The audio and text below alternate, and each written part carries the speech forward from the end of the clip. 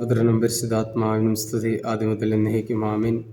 കർത്താവിൽ ഏറ്റവും അനുഗ്രഹിക്കപ്പെട്ടവരെ, വലിയ നോയമ്പിൻ്റെ 20-ാം ദിനം നമ്മൾ വീണ്ടും വീണ്ടും ഓരോ ദിവസം പ്രാർത്ഥിച്ചുകൊണ്ട് കർത്താവിൻ്റെ സന്നിധിയിൽ നമ്മൾ എത്തിച്ചേരുകയാണെന്ന്.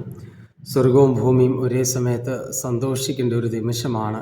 കാരണം ഭൂമിയിൽ നിന്നും അനേകം ദൈവമക്കൾ വിശുദ്ധി പ്രാപിച്ചുകൊണ്ട്, ദൈവശക്തി പ്രാപിച്ചുകൊണ്ട്, ദൈവത്തിൽ പൂർണ്ണമായി ആശ്രയിച്ചുകൊണ്ട്, പാപങ്ങളെ ഉപേക്ഷിച്ചുകൊണ്ട്, നല്ലൊരു കുമ്പസാരങ്ങൾ നടത്തിക്കൊണ്ട്, വചനവും ധ്യാനങ്ങളെല്ലാം പങ്കെടുത്തുകൊണ്ട് അവരെ തന്നെ അനുഗ്രഹത്തിലേക്ക് നയിക്കുന്നു. അതേസമയത്തും സാത്താനെയും അവൻ്റെ എല്ലാ അശുദ്ധിതയും ഉപേക്ഷിക്കുന്ന ഒരു നിമിഷമാണ്. നമ്മൾ എടുത്തിരിക്കുന്ന വചനഭാഗം യാക്കോബിന് എഴുതിയ ലേഖനം 4-ാം അധ്യായം 8-ാം വാക്യമാണ്. ദൈവത്തോട് ചേർന്ന് നിൽക്കുവിൻ, അവിടുന്ന് നിങ്ങളോടും ചേർന്ന് നിൽക്കും. പാപികളെ നിങ്ങൾ കരങ്ങൾ ശുചിയാക്കുവിൻ. അപ്പം നമ്മൾ ആദ്യം മനസ്സിലാക്കണം, കർത്താവായി യേശുമിശിഹായോട് ചേർന്ന് നിൽക്കുവിൻ.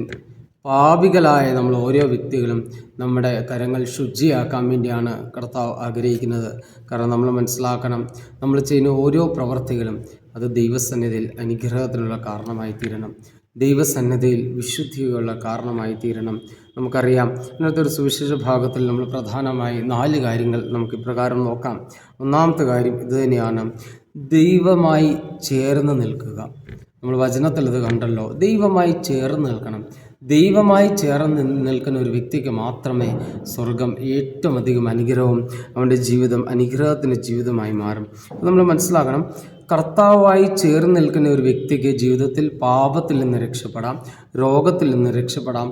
അവൻ്റെ കുടുംബത്തിലുണ്ടാകുന്ന എല്ലാ പ്രശ്നങ്ങൾക്കും പരിഹാരമാണ് ദൈവാശ്രയം, ദൈവസ്നേഹം. അപ്പം നമ്മൾ മനസ്സിലാക്കണം, നമ്മൾ കർത്താവായ യേശുമിശിഹായിലേക്ക് ഒരു പടി മുമ്പോട്ട് കടന്നു വന്നാൽ, അതായത് നമ്മൾ ചുമ്മാ നടക്കുന്ന പടിയല്ല, പ്രാർത്ഥനയിലും നല്ലൊരു അനുഗ്രഹപ്രദമായ ജീവിതത്തിൽ നമ്മൾ കർത്താവിലേക്ക് ഒരു പടി മുമ്പോട്ട് പോയാൽ ദൈവം നമ്മുടെ പ്രാർത്ഥനയ്ക്ക് ഉത്തരം നൽകും, ദൈവം നമ്മളെ ശക്തിപ്പെടുത്തും. രണ്ടാമത്തെ കാര്യം നമുക്ക് മനസ്സിലാക്കണം, ഈ ഭൗതികമായ ചില പ്രാർത്ഥനകൾ അനുതാപം ഇതാണ്, നമ്മൾ ഉപവസിക്കണം, ദാനധർമ്മങ്ങൾ ചെയ്യണം. അതേ സമയത്ത് ഈ നോയമ്പ് കാലത്ത് നമ്മുടെ ആത്മാവിനെ ദൈവത്തിലേക്ക് സമർപ്പിച്ച് നമ്മൾ പ്രാർത്ഥിക്കണം. ദൈവത്തിലേക്ക് നമ്മുടെ ആത്മാവ് സമർപ്പിച്ച് പ്രാർത്ഥിച്ചാൽ ദൈവത്തിൻ്റെ അത്ഭുതം, ദൈവത്തിൻ്റെ അഭിഷേകം ഇറങ്ങി വരും. മൂന്നാമത്തെ കാര്യം നമ്മൾ മനസ്സിലാക്കുക, ഈ സിംബോളിക് വാഷ്, അല്ലെങ്കിൽ എന്താ പറയുക, നമ്മുടെ ആരാധനാക്രമത്തിൽ നമ്മൾ കാണുന്ന പോലെ പ്രാർത്ഥനയിലൂടെ ദൈവത്തെ നമ്മൾ ആശ്രയിക്കുന്നതോടെ നമ്മളെ തന്നെ ശുദ്ധീകരിക്കണം. ഓരോ പ്രാർത്ഥനയും ഓരോ ആത്മാവിനെ ശുദ്ധീകരിക്കുകയാണ്. അതായത് നമുക്ക് മനസ്സിലാക്കണം, ഇന്ന് നമ്മുടെ പഴയ നിയമത്തിൽ നമ്മൾ കാണാം, പുരോഹിതൻ അവനെ തന്നെ സമർപ്പിക്കാൻ പോകുമ്പോൾ കൈകാലുകൾ കഴുകുന്നത് പോലെ നമ്മളും പാപത്തിൽ നിന്നും, പാപം കാരണം ഉണ്ടായ ചില അവസ്ഥയിൽ നിന്നും നമ്മൾ പൂർണ്ണമായി നമ്മുടെ ആത്മാവിനെ ശുദ്ധീകരിച്ചുകൊണ്ട് വേണം നമ്മൾ ഓരോ ദിവസം ബലി അർപ്പിക്കണം, അല്ലെങ്കിൽ ഓരോ ദിവസം പ്രാർത്ഥിക്കണം. എന്ന് വെച്ചാൽ ഒരു വാക്കിൽ പറഞ്ഞാൽ, നമ്മളായിരിക്കുന്ന പാപത്തെ അതിൽ നിന്ന് കുമ്പസാരം എന്നൊരു ശുശ്രൂഷ സ്വീകരിച്ചുകൊണ്ട് പൂർണ്ണമായി ശുദ്ധീകരിച്ചുകൊണ്ട് നമ്മൾ ദൈവത്തിലേക്ക് ആശ്രയിക്കണം. നാലാമത്തെ ഒരു കാര്യം, നമ്മുടെ ഹൃദയം ശുദ്ധമായിരിക്കണം. കാരണം നമ്മുടെ ഹൃദയം എന്ന് പറഞ്ഞാൽ പരിശുദ്ധാത്മാവിൻ്റെ ആലയമാണ്. ഹൃദയത്തിൽ വസിക്കുന്നത് പരിശുദ്ധാത്മാവാണ്. നമ്മുടെ ഹൃദയം ശുദ്ധിയുള്ളതായി തീരണം.